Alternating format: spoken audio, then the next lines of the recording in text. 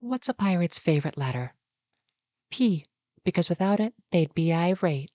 Ahoy, ye land lovers, and welcome to Beowulf's Simple Guide to the Jubbly Jive, a challenging time trial for sailing XP, a crafting schematic, and ego. My goal today is to save you hours of resetting and show you some tech that makes Marlin rank much less stressful. You can find this particular Barracuda trial in the backwater, which you need an inoculation station in order to traverse.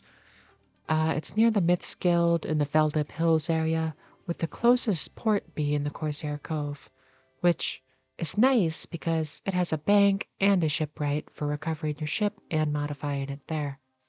There's also a spirit tree about 15 seconds from the cove, which makes the runbacks very easy if you teleport it away. The sailback from Corsair Cove to the Barracuda trial itself only takes about a minute. It's not too long at all. I want to show you all that I don't have anything fancy or crazy on my boat. We have a normal mahogany hull, which actually doesn't get any speed boost over the teak hull, so teak is just as good as mahogany in this case. We have our mithril keel, our mithril helm. You have to have the mithril helm in order to do the trial. We also have a mahogany mast, but similar to the hull, the teak is negligibly different. One thing that my fellow HD 117 enjoyers need to be aware of is that you cannot do the trials while it is on. Turn it off. When the map chunks load, the spikes are so bad that you will not be able to react. It will not read your input and you will run into something. Turn it off. Just turn it off. We can have our nice colors and shading back later as a little treat for beating the trials. Before we dive into the actual footage of the trials, huge shout out to the person on Reddit that made this map. Green is the first lapse path, orange is the second lapse path, and blue is the third lapse path, with the pink being the wind skip areas. As we go along through the footage, it'll make a lot more sense. I do want to name that 2 shortcuts make this a lot easier and more forgiving, allowing you to sort of make some smaller mistakes along the way and still reach time. I bashed my head against this for about 5 hours on stream the other day, but when I finally got it, it felt so good, and I know that if I got there, you can too, because I'm not very good at this game. Oh my god, did we get this? Hurry up, bird! Hurry up, bird! Hurry the fuck up! The thing that you have to be most mindful of during these trials is that your boat turns on a tick system, which means every 1 tick, it can turn a direction. If you move more than 1 direction, it takes 2 ticks to fully turn, which means if you panic and click a bunch of different directions, you'll overcorrect and often run into a swamp or rocks. Our boat's hitbox is larger than you'd think, and so we don't necessarily have to run right over a box to pick it up. And we want to find as many straight lines as possible to avoid sort of any unnecessary clippings of the swamp. With the wind catcher though, we can save trim charges which are necessary on this 3rd tier of Jubbly Jive. These charges let us cut over the swamp without losing speed, which we'll do in this shortcut on this first lap. As we grab the inflatable frogs, we dash through the swamp and find our straight line, tag the first tower, tag the second tower, and make it out without running into any of the slowdown pools. The more whirlpools you can hit, the better, but you don't need to hit them all in order to kind of make good time. As you can see, we skipped that one, but we will try to hit these 2. As we come around this middle, we trim as much as we can, store those wind charges, tag the tower, find our straight line. The first lap is a lot easier than the second 2.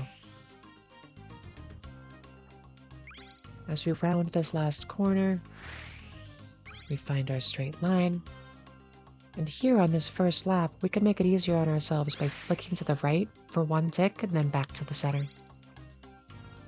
We tag the pink tower, start turning, and tag the final tower.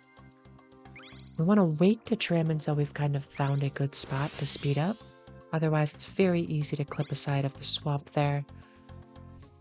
If we stick near the outside perimeter of this circle, it's easier to tag those towers, and the hitbox is smaller than you'd think. We tag that tower and go for our second shortcut. Now as we do this, we want to be careful to correct not in that way. See, we clipped the swamp because we didn't correct fast enough, which is fine. Because we took two of these shortcuts, we will save a lot of time at the end. On the second lap, we don't want to take a shortcut despite having a wind charge, as we're going to need as many wind charges as possible for the end of this. You go around the horn the way God intended! We come around, we grab our boxes, we wait to trim until we find a straight line, and then we line up the box for this necessary skip, which would be denoted pink in that map that I showed you all before this. And as we dash through, we now stick to the outside of the map to collect the last of the boxes on this half. Here, we have a few sharp turns.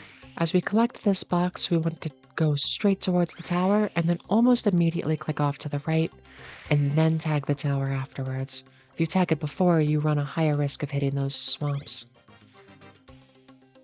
And again, we find our straight line. We move one direction at a time in order to navigate our ship through these rocks.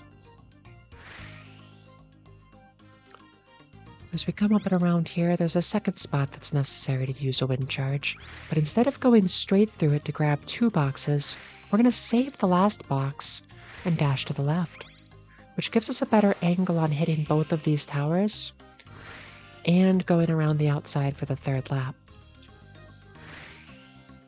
For a while I was trying to go straight through that and having a hard time hitting pink and the final tower without running into rocks. And on this last lap, we really make use of the one direction at a time, going slightly diagonal, then straight, slightly diagonal, then more diagonal, as we cut around this rock like a rodeo horse, grabbing that box and tagging the red tower.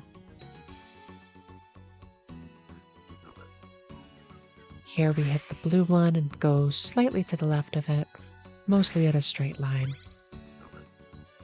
We can grab the box that we skipped with the shortcut, as well as these two boxes which we need to double dash over. So we hit one right before the swamp, one halfway through the swamp, and then we tag the tower on this turn, and if you do it sharp enough, you can avoid the rocks. I did not here.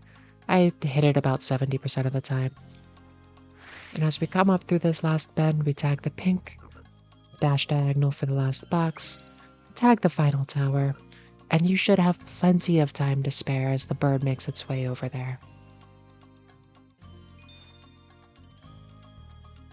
This is hard, this is frustrating, and I know I make it look easy, but it's not, and I struggled with this for hours before this, so please take your time, take deep breaths, and you have got this. If you thought this was helpful, don't forget to like and subscribe. If you want to see me do this live, my Twitch link is also below. Take care, everybody.